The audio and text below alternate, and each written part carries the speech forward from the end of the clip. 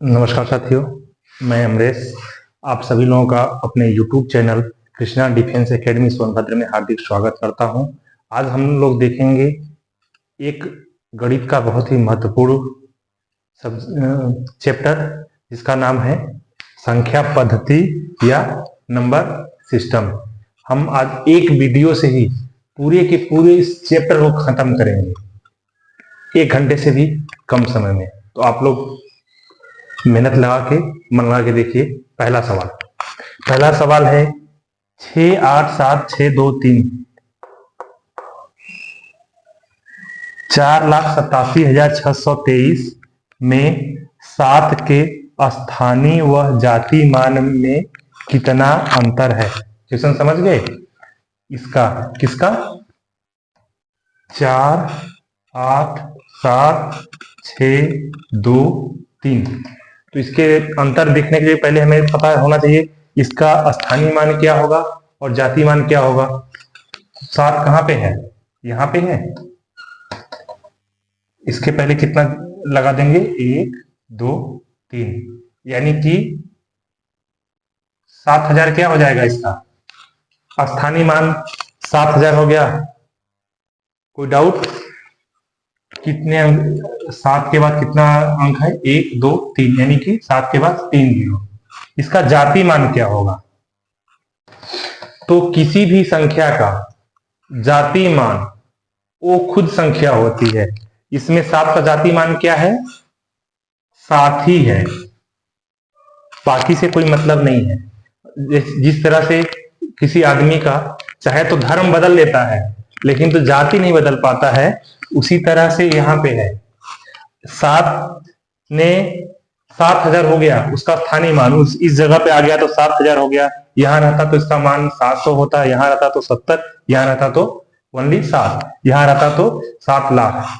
लेकिन तो जो 7 का जातीय मान है या किसी भी संख्या का कितना भी बड़े अंकों के साथ वो लग जाए, उसका जातीय मान वह खुद की संख्या होती है। यानी कि 1 से लेकर 0 तक की जितनी संख्याएं हैं उनका जातीय मान कैसे भी पूछे, 623 में 6 का जातीय मान क्या होगा? तो बस 6 ही होगा। ठीक है, डाउट नहीं करना है। तो ये क्या हो गया? 7। ये 7,000 और ये हो गया 7। अंतर पूछ रहा है, इसमें से 7 माइनस कर देंगे, हमारा आ जाएगा 6,993, यानी कि विकल्प नंबर सी सही है। कौन सा विकल्प सही है? सी। समझ में आ गया? स्थानीय मान निकाल दिए। यदि 8 का पूछता स्थानीय मान तो क्या होता? 8 हो जाता। उसके बाद 1 2 3, मतलब राइट साइड में जितने अंकों के बाद संख्या है उतने जीरो हो जाएंगे, वो होता है स्थानीय मान। अब इस पे आधारित कोई सवाल आ गया, कर लोगे आप लोग। किसी भी जैसे पूछेगा 4 का जातीय मान क्या है? 4 ही है। ठीक, अब देखते हैं नेक्स्ट क्वेश्चन। अब दूसरा क्वेश्चन देखेंगे। दूसरा क्वेश्चन क्या बोल रहा है? 5 2 7 4 3 5, यानी 5,27,435 में 7 तथा 3 के स्थानीय मान में कितना अंतर है? इसमें 7 तथा 3 के स्थानीय मान में कितना अंतर है? संख्या क्या है? 5 2 7 4 3 5। 7 का आप स्थानीय मान लिख देंगे, क्या हो जाएगा? 7,000। इसमें किसी को डाउट है? 3 का लिखेंगे तो कितना हो जाएगा? 30। इसको माइनस कर देंगे तो हो जाएगा 6,970, यानी कि विकल्प कौन सा सही है? डी। एकदम आसान सा क्वेश्चन है, इसको समझिए। स्थानीय मान। अब आप आगे बढ़ते हैं। ये समझ में आ गया ना? एकदम आसान सा क्वेश्चन था। 7 तथा 3 के स्थानीय मान में कितना अंतर है। हम शुरू से नहीं, एकदम बेसिक से ऊपर उठेंगे, एकदम बेसिक से ऊपर उठेंगे। अब देखते हैं नेक्स्ट क्वेश्चन। अब देखिए तीसरा क्वेश्चन। 7 के घात 105 का इकाई अंक कितना है? विकल्प दे दिया 5 7 9 1। मतलब 7 को 105 बार गुणा करना है। ऐसे संभव है इसका इकाई अंक बता पाना? गुणा करते रहेंगे तो पूरे पेपर का एग्जाम का तो समय इसी में चला जाएगा। इसके लिए हम देखते हैं, किसी भी संख्या पे कुछ भी घात हो उसको कितने से हम डिवाइड कर देते हैं? 4 से। और जो उसका बचा हुआ होता है वही हो जाता है उसके ऊपर घात। जैसे 105 है, इसको सीधा सीधा 4 से डिवाइड कर दीजिए। 4 से डिवाइड कर देंगे तो कितना बचेगा? 4, 101 बार में चला जाएगा, 104 बचा कितना? 1। यानी कि 7 पे घात कितनी हो गई?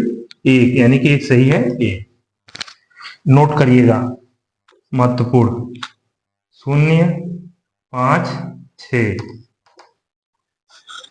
घात कुछ भी हो, घात कुछ दिख रहा है भी हो, घात कुछ भी हो, इकाई का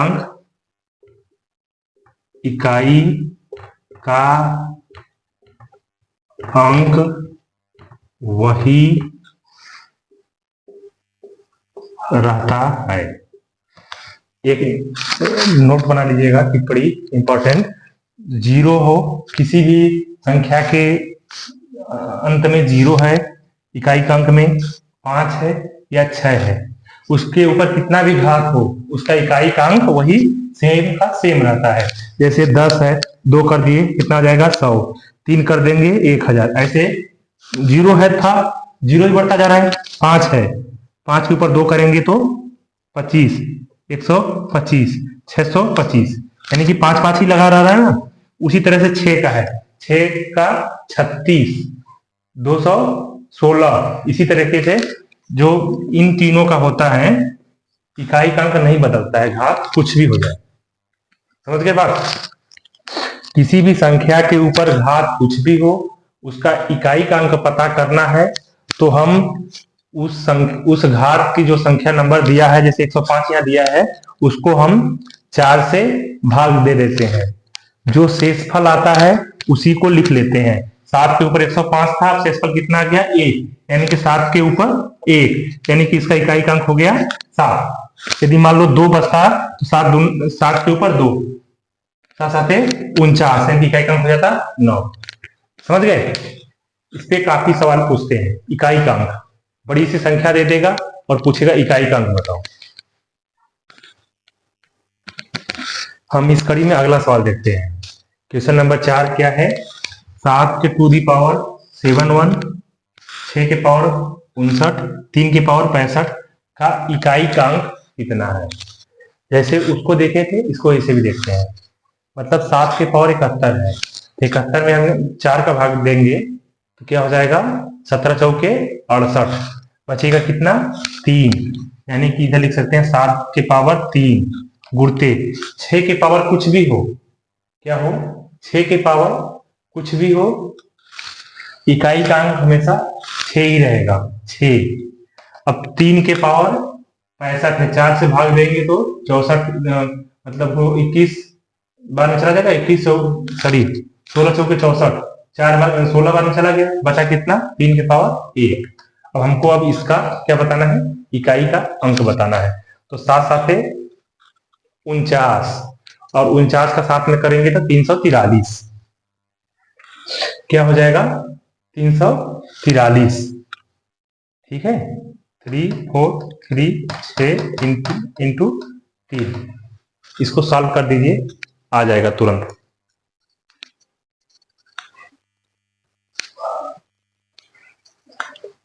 6 3 18 हो गया, तो 343 में 18 का कर दिए, 8 3 के 24, इकाई का अंक बस 4, यानी कि 4। समझ गए? इसको ऐसे भी कर देते हैं, कैसे? ये 3 6 और यहाँ पे तो 43 बस 3 से मतलब था, 6 3 के 18 3 54 4, बस इकाई का निकालना है तो डायरेक्ट निकाल लेंगे। हमें तो इतना करना नहीं है। 7 का 7 में गुणा करें 49, फिर 9 7 यानी कि लास्ट में 3 आ रहा है, इधर 3 3 3 के 9, 6 के 54, यानी कि इकाई का अंक हो गया 4। ये होगा। ठीक है, आप लोग पूरा सॉल्व करके देख सकते हैं। इसको स्पीड बढ़ाना है। एग्जाम में क्या होता है, कॉम्पिटेटिव एग्जाम में हमें आता सब कुछ है, लेकिन तो दिए हुए निर्धारित समय में हमें सब कुछ करना है। गणित करना है, रीजनिंग करना है, जीके जीएस करना है। इसलिए क्या है, समय स्पीड बढ़ाने के लिए इतना बड़ा दे देगा और बोलेगा इकाई का अंक कितना है, तो कर लेंगे आप। 2 घंटा लगेगा इसको हल करने में। मान लीजिए बहुत फास्ट कैलकुलेशन है तो 1 घंटा लगेगा, लेकिन तो ऐसे काम चलेगा? नहीं चलेगा। कैसे चलेगा? ऐसे ही चलेगा, नियम से और ट्रिक से। ठीक, हम देखते हैं अब अगला क्वेश्चन। अब देखिए क्वेश्चन 7 के पावर 95, 3 के पावर 58, एक ही क्वेश्चन क्या है का इकाई का अंक कितना है, इसके हम इकाई का अंक देखेंगे। ठीक है, कितना है तो ये कितना में कटेगा? 92, यानी कि 92, चार चार दूना 8 और 15 चार 12, 3 बचेगा। तो 7 के पावर 3 और इधर कितना है? 58 है, तो 3 के पावर हो जाएगा 2। समझ गए? 4 से हम डिवाइड करेंगे तो 4 दूना 8, 1 15 हो गया, 4 3 12, 3 बचा। 7 के पावर 3 और 3 के पावर 4 ही कम्मा 4, 18 4 24 16 2। अब इसको हल करेंगे तो ये कितना हो जाएगा? 343 माइनस 9, यानी कि 334। इकाई का अंक क्या है? विकल्प नंबर सी। इसी तरीके से सवालों में थोड़ा थोड़ा अंतर करके आपके बेसिक को समझना चाहता है जो एग्जामिनर होता है या कोई टेस्ट होता है, आपको ये नियम पता है कि नहीं पता है, बस नियम जानने के लिए आपसे सवाल पूछे जाते हैं। ठीक है, इस नियम पे करेंगे तो आपको आ गया आंसर, नहीं तो 7 का 95 करते रहिए, 3 का 58 बार करते रहिए, तब पूरा कैलकुलेशन लंबा चौड़ा करके बता दीजिए कि 4 आएगा लास्ट में इकाई का अंक। बस हमें इकाई का अंक पूछा है, तुरंत हम बता देंगे। अब देखते हैं अगला क्वेश्चन। ये सब अब अगला जो क्वेश्चन हम देखते हैं क्या है? 31 27 पूरे क्वेश्चन के ऊपर पावर 173 का इकाई का अंक कितना है। ठीक है, ये सब पूछे हुए क्वेश्चन है। आप सोचेंगे इतना आसान आसान क्वेश्चन कैसे? ये सारे के सारे क्वेश्चन आए हुए हैं, एनटीपीसी के एग्जाम में आए हैं, रेलवे ग्रुप डी के एग्जाम में आए हुए हैं, एसएससी जीडी ने पूछा है, एमटीएस ने पूछा है। तो ये सब के सब आए हुए क्वेश्चन ही है, कोई भी क्वेश्चन ऐसा नहीं है जो आया नहीं है। मैं वही क्वेश्चन को सॉल्व करा रहा हूँ जो किसी न किसी पेपर में आया हुआ है।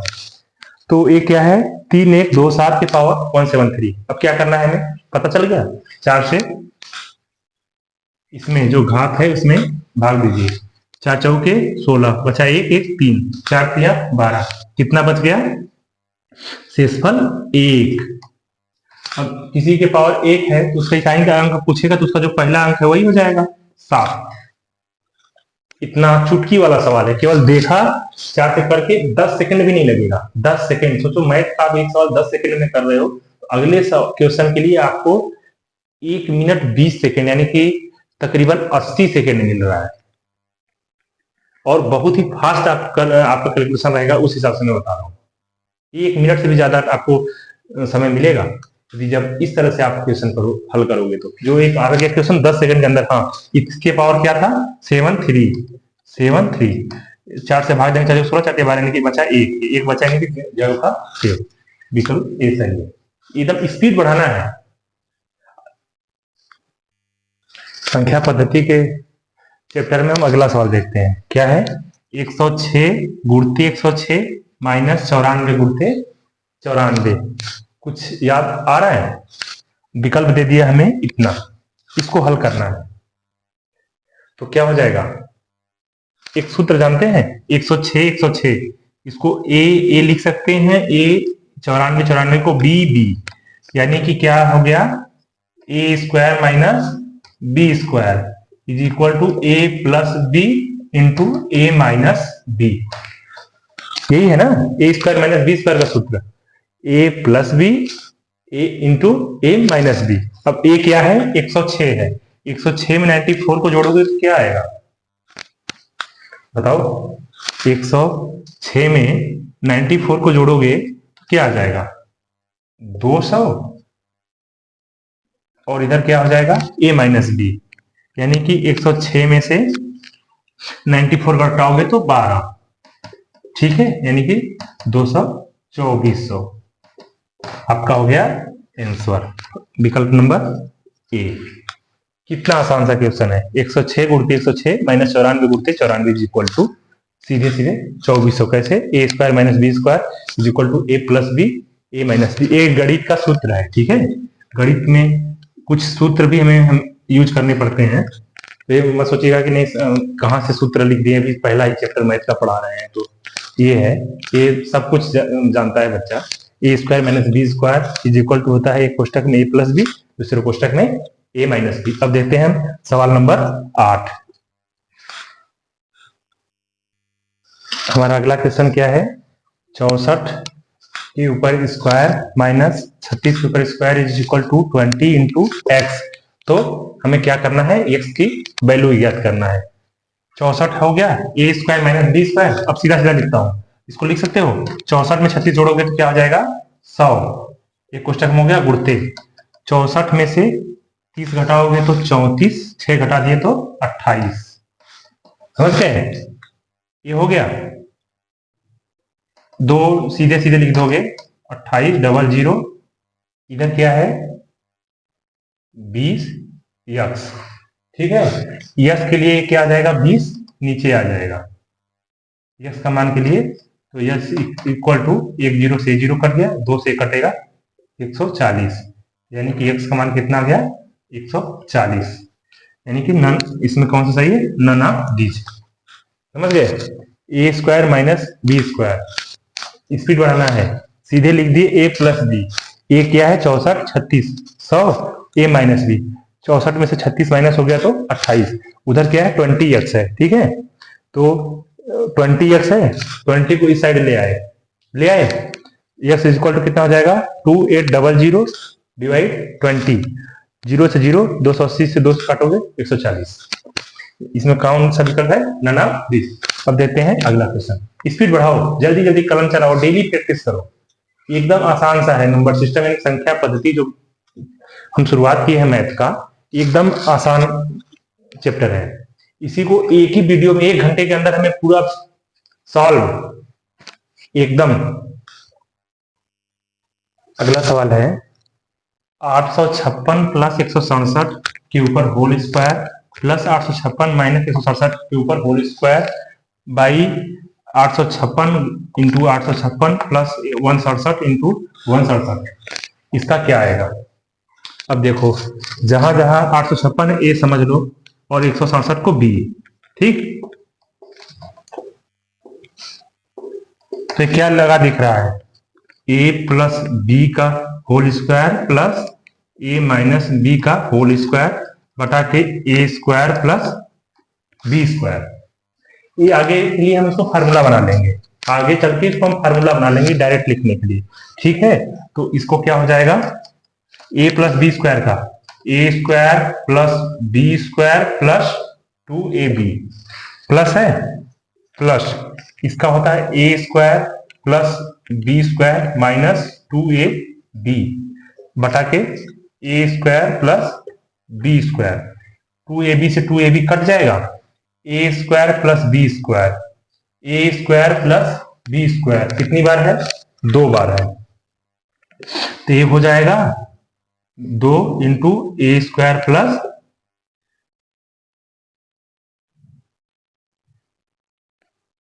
B square. ये हो गया। नीचे क्या है? A square plus B square, इससे ए कट गया, यहाँ पे 1, यानी कि आंसर हो गया 2। क्या आंसर हो गया? 2। अब ऐसा सवाल कहीं भी दिख जाएगा तो डायरेक्ट आंसर बता दोगे कितना आएगा? आंसर 2 आएगा। कैसे आएगा? हमने पूरा कैलकुलेशन करके दिखा दिया। A square plus B square है, कैसे? ए प्लस बी का whole square, A minus B का होल स्क्वायर, ठीक है, लिख दिया हमने। फिर इसको इसका लिखेंगे, ए प्लस बी का होल स्क्वायर सूत्र होता है A square plus B square plus 2ab plus A square plus B square minus 2ab। 2ab से 2ab कट गया, नीचे A square plus B square है, A square plus B square, A square plus B square, यानी कि 2 बार है। हम 2 common ले लेंगे तो क्या हो जाएगा? A square plus B square. नीचे क्या है? A square plus B square, A square से प्लस ए से कट गया, 2/1 यानी कि 2। अब ऐसा जो भी सवाल दिखेगा सीधे आंसर क्या हो जाएगा? 2। कुछ सॉल्व करने की जरूरत पड़ेगी? नहीं पड़ेगी। हमने सूत्र देख लिया, हमें सूत्र मिल गया।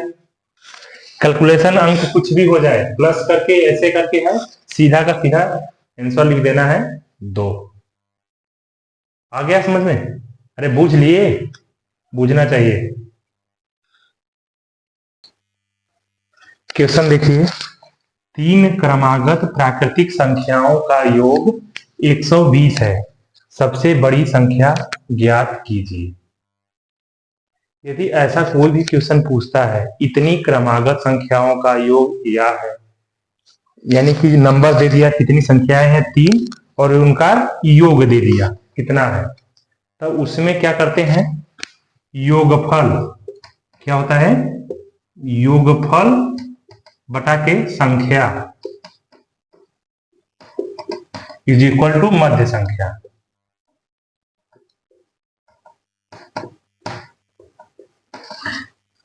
ये याद रखिएगा सूत्र।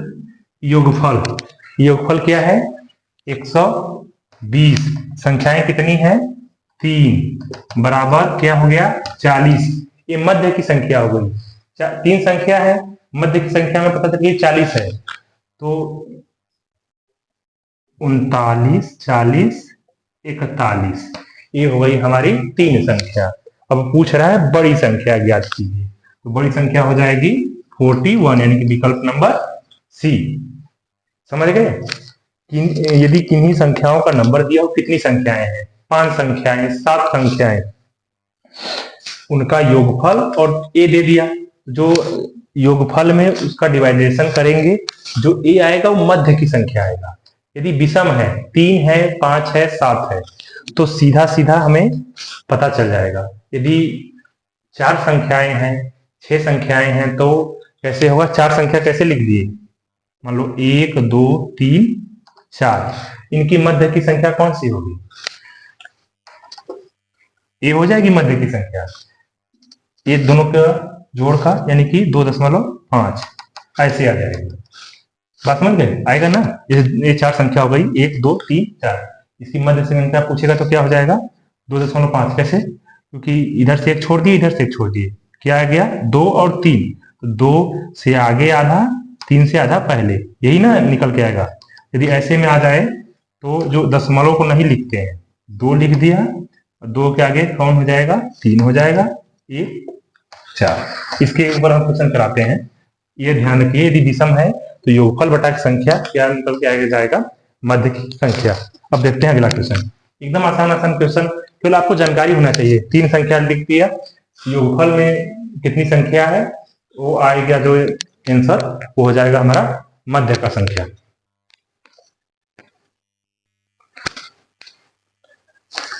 सवाल है, यदि 5 क्रमागत संख्याओं का योग 90 है तो बीच की संख्या क्या है?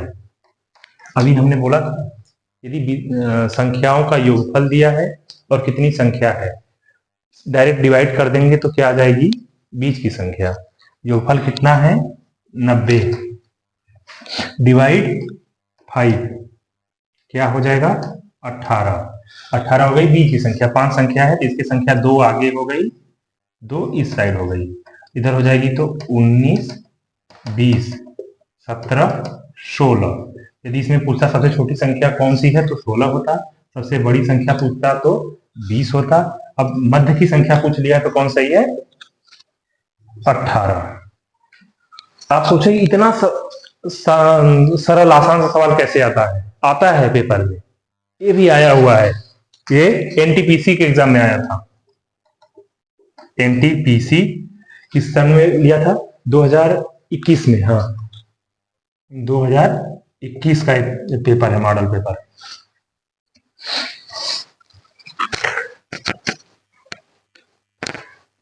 इतना सिंपल सोच रहे होंगे, इतना सिंपल सवाल कैसे पूछता है, ये पूछा हुआ ही सवाल है। हम एक भी सवाल बिना पूछा हुआ नहीं बता रहे, सब कुछ जो क्वेश्चन में पूछा हुआ है वही क्वेश्चन है। हाँ इस तरीके के 10 क्वेश्चन पूछे गए हैं, हमने किसी एक को चूज कर लिया है, लेकिन तो तरीका 5 संख्या पूछ दिया। अब यहाँ 100 ही रहता तो आपको कोई दिक्कत होता? 100 में 5 का भाग देखो हो जाता 20, तो हो जाता 20 आंसर। इसी तरीके से सवाल हमने एक एक तरीके से एक एक सवाल को चूज कर लिया है। ये सारे के सारे क्वेश्चन पूछे हैं। आज के वीडियो के बाद मेरी उम्मीद है कि सब्सक्राइबर 1000 होंगे और व्यूज 10,000, क्योंकि आज हम जिस तरह से संख्या पद्धति यानी कि नंबर सिस्टम को उड़ा रहे हैं ना, आज वीडियो में भी दिखना चाहिए, उड़ना चाहिए एकदम। देखते ही लाइक, सब्सक्राइब और शेयर करिएगा आप लोग। इस बहुत ही बेहतरीन ढंग से आज कोशिश है हमारी संख्या पद्धति आप लोगों का एक वीडियो के अंदर कंप्लीट हो जाए। यदि आज 1000 सब्सक्राइबर पूरे हो जाते हैं और 10,000 व्यूज पूरा हो जाता है, तब मैं समझूंगा आप लोगों ने मेरे को शानदार गिफ्ट दिया। ओके, आगे देखते हैं। इस सवाल को देखिएगा, 4 क्रमागत पूर्णांकों का योग 410 है, सबसे छोटी संख्या बताइए। कितना है इसमें? 4 है।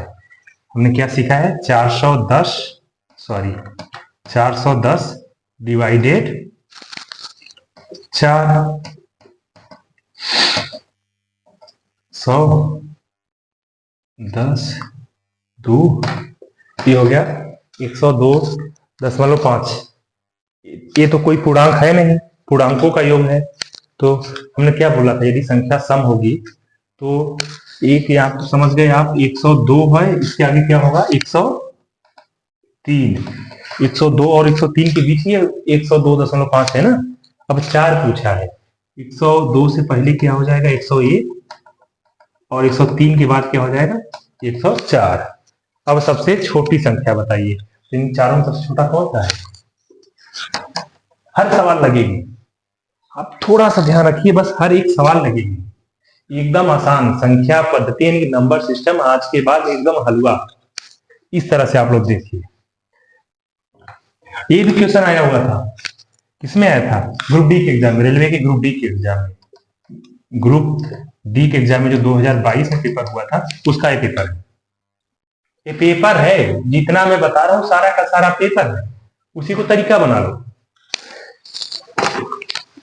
अगला क्वेश्चन देखते हैं।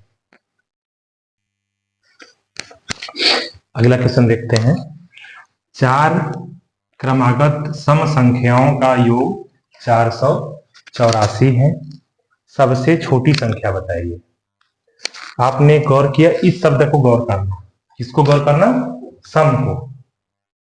गौर कर लिया? 4 क्रमागत सम संख्याओं का योग 484 है, सबसे छोटी संख्या बताइए। 484 में 4 का डिवाइड करो, 4 संख्या है, 4 कमा 4, 4 दूना 8, 4 कमा 4, 121 आ गया। ये सम है? नहीं है। ये क्या आया है? बीच का आया है। किसके बीच का? इसके पहले देखोगे तो क्या होगा? 120, इसके आगे देखोगे तो 122। सम संख्या बोल रहा हूं ना, 120 122 के बीच ही 121 आएगा। और ये क्या बोला है? 4 क्रमागत सम संख्याओं का। 120 हो गया, 122 हो गया। 120 से पहले कौन हो जाएगा? 118, इधर हो जाएगा 124। तो क्या पूछा है? सबसे छोटी संख्या बताइए, तो हो जाएगा ये। पूछता सबसे बड़ी संख्या बताइए, तो कौन सा हो जाता? 124। बड़ी संख्या पूछा 124, छोटी संख्या पूछा है तो क्या हो जाएगा? 118। आपका यदि कॉन्सेप्ट सही रहेगा, हर एक सवाल सही होगा। बेसिक कॉन्सेप्ट को खोपड़िया में बैठा लीजिए। यदि संख्याएं पूछ रहा है, जितना संख्या पूछ रहा है उसमें से सीधा सीधा इसको भाग दे देना है। अब आ गया मेरा 121, तो 121 में क्या करेंगे भैया? 121 पहले तो है नहीं है सम संख्या, किन दो के बीच में आई है 121, यानी जब हम बताए थे ये वाला सम है। ये वाला क्या है? ये जो पूछ रहा है ना कितनी संख्या, ये संख्या यदि सम है तो ये एको रेट नहीं आता है, बीच का आता है। तो 121 आया है बीच का। किसके किसके बीच का? 120 और 122 के बीच 121 होता है। तो 120 122 दो बीच का संख्या पता चल गया। तो 120 से पहले कौन होगा? 119 थोड़ी होगा। 119 होगा तो सम संख्या नहीं है। तो 120 से पहले जो सम संख्या है वो 118 है, और 118 120 122 तीन संख्या हुई, चौथी कौन सी हो जाएगी? 122 के बाद कौन सा हो जाएगा? 124 एकदम खोपड़िया में बैठा लीजिए, एकदम एक भी सवाल गलत नहीं होगा। ये भी क्वेश्चन आया हुआ है, सोच रहे होंगे इतना छोटा सवाल, ऐसा सवाल वैसा सवाल, ये पूछा है एनटीपीसी में। इस तरह के सवाल ज्यादातर किसमें पूछता है? रेलवे के एग्जामों में पूछता है। ऐसा जो सवाल है ना, अटरी पटरी सब देखते रहते हैं, इसीलिए सब ऐसा सवाल ज्यादा पूछते हैं। नंबर सिस्टम तो सबसे ज्यादा सवाल कौन पूछता है? तुम्हारा ई पूछता है। एसएससी भी पूछा है एक सवाल, छोटा सा सवाल अभी पूछ रहे हैं हम, आप लोग अपना आईक्यू थोड़ा चेक करिएगा। सवाल है सबसे छोटी अभाज्य संख्या क्या होगी? क्या है? सबसे छोटी अभाज्य संख्या क्या होगी? विकल्प हो गया 0, 1, 2, 3। बताइए, एसएससी पूछा है इस क्वेश्चन को, सबसे छोटी अभाज्य संख्या कौन सी है? अब ये 4 विकल्प दे दिया है, ए में 0, बी में 1, सी में 2, डी में 3। अब खोपड़िया दौड़ा लीजिए, बताइए क्या होगा? क्या होगा? ए होगा? ए होगा कि ए? बताइए ना, इतना छोटा सा सवाल पूछ दिया। अभी तो प्रेशर भी नहीं है आपके ऊपर, वहां एग्जाम का प्रेशर रहता है नौकरिया का, लेकिन इसका जो सही जवाब है ना 2 है। सबसे छोटी अभाज्य संख्या कौन सी होती है? 2। ठीक, तो ऐसे ऐसे क्वेश्चन पूछेगा छोटा छोटा, तो उस समय सोचेंगे कहा पूछ दिया, ये तो हम पढ़वे नहीं किए हैं, लेकिन तो पढ़ लीजिए, यदि पूछ दिया एसएससी दोबारा पूछ सकता है, पूछा है फिर से पूछ देगा। अब नया पेपर बनाने जाते हैं सब ना, तो गलती हो जाता है। देखते हैं एक सेट का पेपर आया है, 4 क्वेश्चन गलत आ गया, 5 क्वेश्चन गलत आ गया, कितना बेइज्जती, कोर्ट कचहरी कितना दौड़ना पड़ता है। इसलिए जो पहले से पूछे हुआ है ना, जो आजमाया हुआ है ना, उसी को लाके पटक देता है, इसमें से इसमें से इसमें से, एक और रेट वही नंबर वाइज पटक देता है। अब ये देख लिए ना, जैसे ही मिलेगा पटका हुआ तुरंत खड़ा कर दीजिएगा। अब देखिए अगला वीडियो, सॉरी अगला क्वेश्चन देखते हैं। क्वेश्चन है 3 अंकों वाली कितनी संख्या 6 से पूर्णतया विभाज्य होंगी? अब बताइए, 3 अंकों वाली कितनी संख्या, तो 3 अंक 100 से लेके कितना हो गया 999 तक। अब पूछ रहा है 6 से पूर्णतया विभाज्य होंगी। अब इसको करने के लिए आता है सूत्र, क्या है? Tn इज इक्वल टू, क्या सूत्र है कोई बताएगा?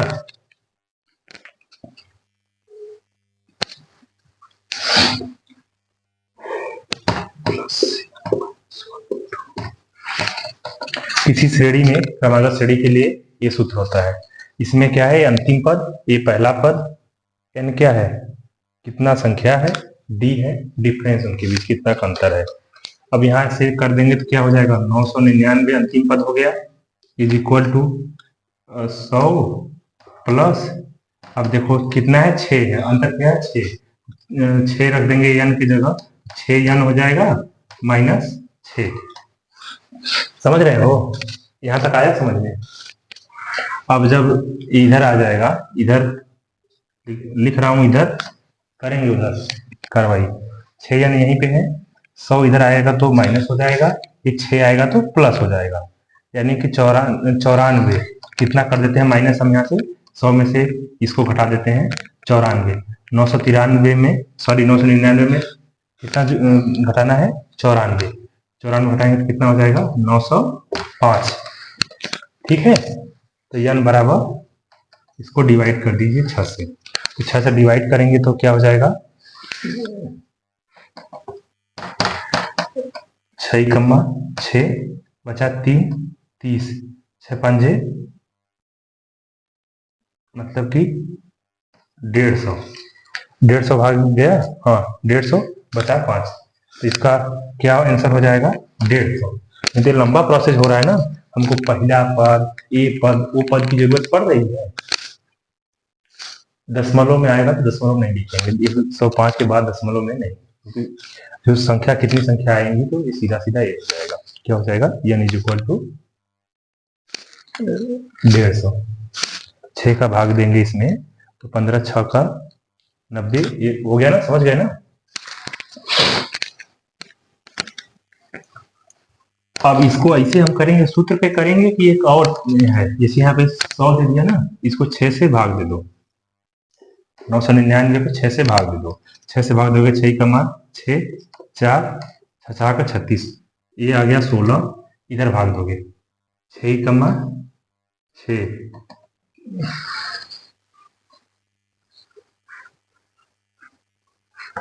ये बचा है 3, ऊपर से आ गया 9, 6 का 36, 3 9, 6 का 36, बड़े वाले भागफल में से छोटा वाला भागफल माइनस कर दो, 166 माइनस 16 बराबर 150।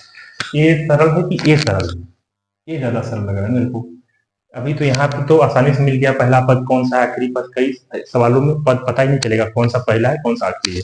इसलिए जो संख्या पहले, इसको इसको सीधे सीधे जिस संख्या से पूछे भाग दे दो, उसको सीधा घटा दो। इसमें ध्यान रखना, यहाँ पे जैसे कर रहे हो 36, यहाँ 3 बच रहा है ना, यदि कुछ शेषफल बचता है तो सीधा सीधा उसमें से इसी को घटा देते हैं। यदि शेषफल खत्म हो जाता है, शेषफल कुछ नहीं बचता है, जैसे 166 आया था ना, तो इसको लिख देते हैं, एक कम करके लिखते हैं, 165 लिखेंगे। यदि इसमें जिसमें यहाँ पूरा कट जाता, नहीं तो यहाँ पे क्या था, आंसर होगा 150, पूरा कटा नहीं था। जब शेषफल कुछ नहीं बचता है तो भागफल को 1 माइनस कर देते हैं। अब अगला सवाल देखो, एकदम आसान तरीका समझो, तरीका रहेगा कैसे भी कर लोगे।